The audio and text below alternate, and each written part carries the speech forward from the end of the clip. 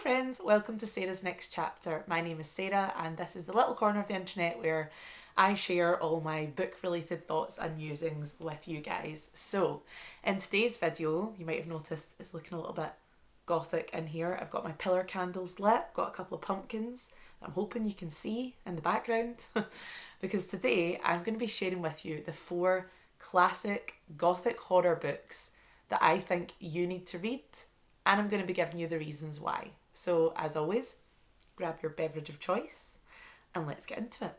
Okay, we're not wasting time today, we're just getting straight on into it. So the first classic gothic horror book that I think you need to read is The Picture of Dorian Gray by Oscar Wilde.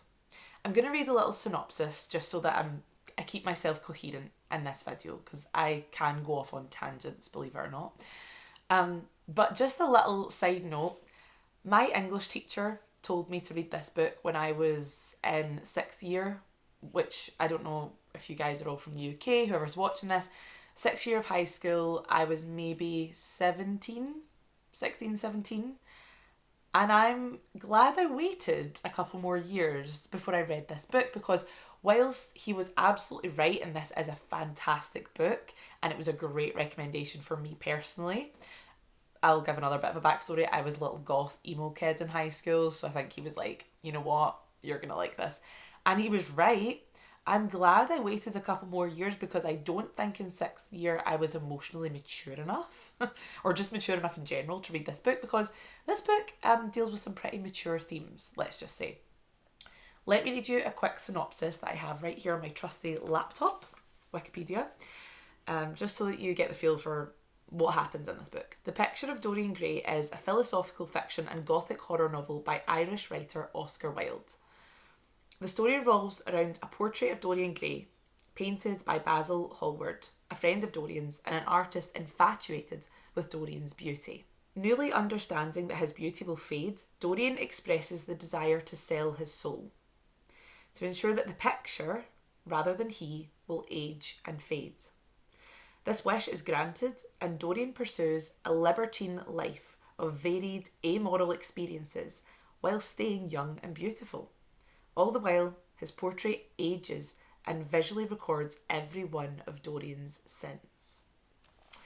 Oh, it's making me want to read this book again. So yeah, this book, as I said, is about a young man called Dorian Gray. He's very handsome. He's attractive, he's clever, he's got it all going for him, he's young, you know. And he decides to keep his soul trapped in this painting of himself. So all the bad things that he does will never touch him, okay? They won't tarnish him physically, emotionally, whatever. It will all be basically like transmuted onto this painting, which sounds like a great idea, but obviously that can quickly lead to a person feeling like they are invincible and that nothing has consequence. It's really an examination of how our vanity and our obsession with beauty can take hold, and sometimes we can really put that above everything else, when really the most important thing that we need to keep intact is not our beauty or youthfulness, it is our soul. We need to keep our soul clean and pure and good through our actions, and using our moral compass. So yeah, this book dives deep. There was a film adaptation made of it as well, if you'd like to watch the film. It is good, but as always, the book's better. What can we say? Oscar Wilde is a fantastic writer. I've read a few of his plays. I actually acted in a scene from The Importance of Being Earnest when I was in university, and I loved it. This is just an outstanding book, and I'm so glad I read it, and it would be perfect for spooky season because it is definitely atmospheric, let me just tell you. Moving on, the next gothic horror that I think you need to read is Frankenstein by Mary Shelley. So again, trusty Wikipedia is here for the synopsis, so here we go. Frankenstein is an 1818 novel written by English author Mary Shelley.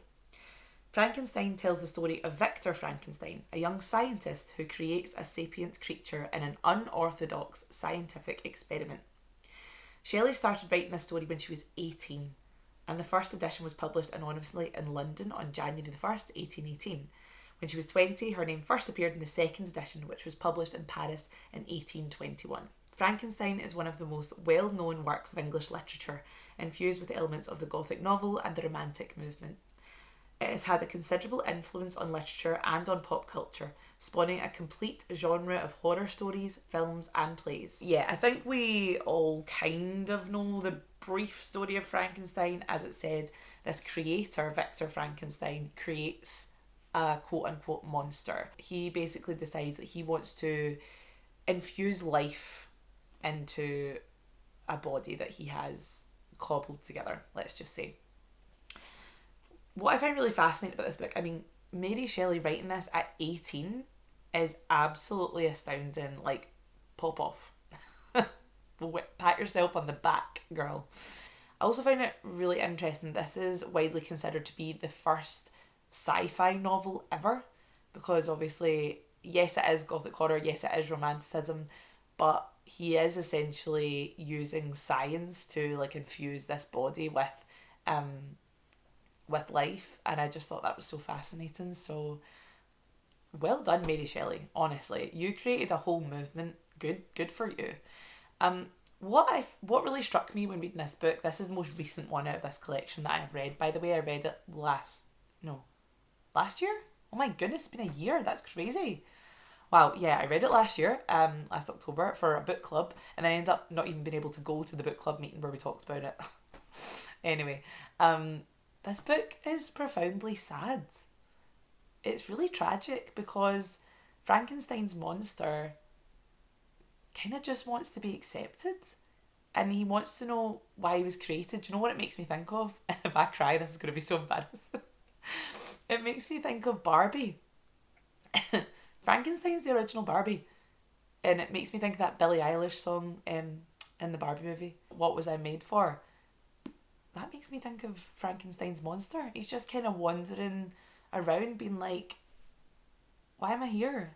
Why am I the only one that's like me, and why am I not accepted, and why are people scared of me? It's honestly tragic and beautiful and such a masterpiece, and I would highly recommend reading it, particularly at this time of year. The next classic Gothic horror I think you should read is The Woman in Black by Susan Hill.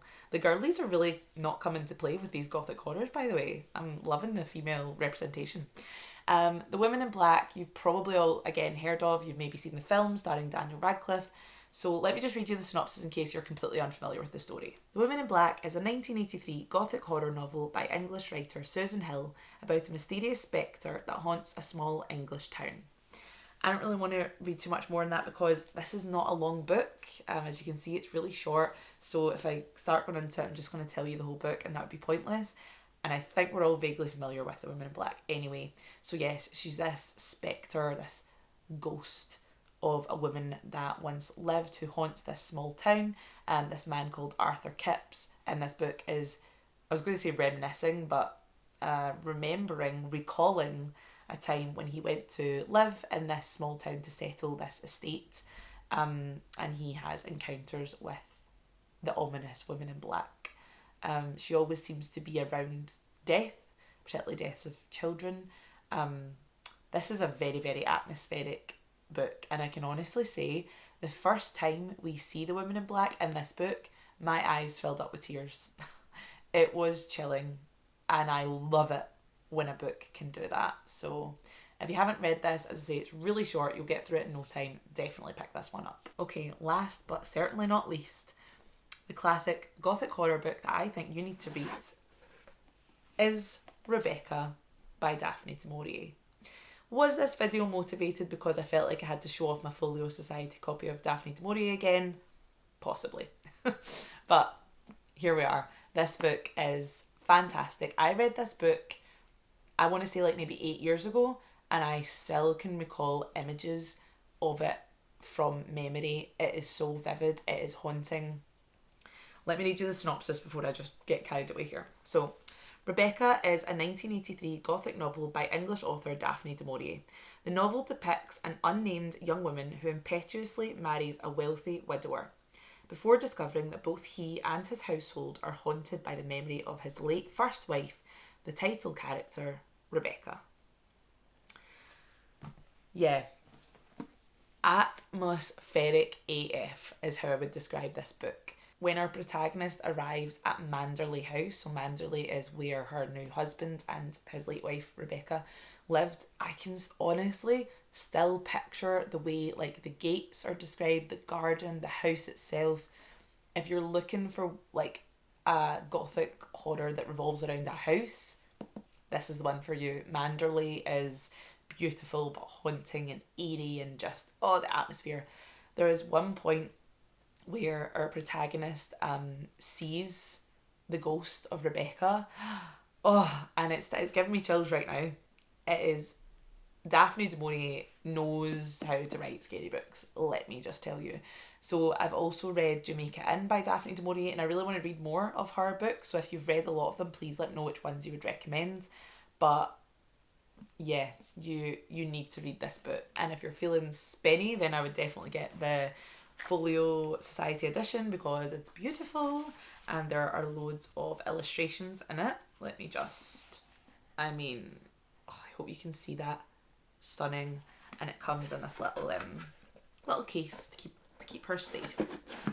Yeah, fantastic book, highly recommend. So there we have it. Those are the 4 classic gothic horror novels that I recommend you read this spooky season. Please let me know if you have read any of them, what your thoughts are, or if you're interested in reading them now after hearing me talk about them, let me know. Please don't forget to like and subscribe and leave me a comment on your thoughts. And as always, thank you so much for watching, and I'll see you in the next video. Bye!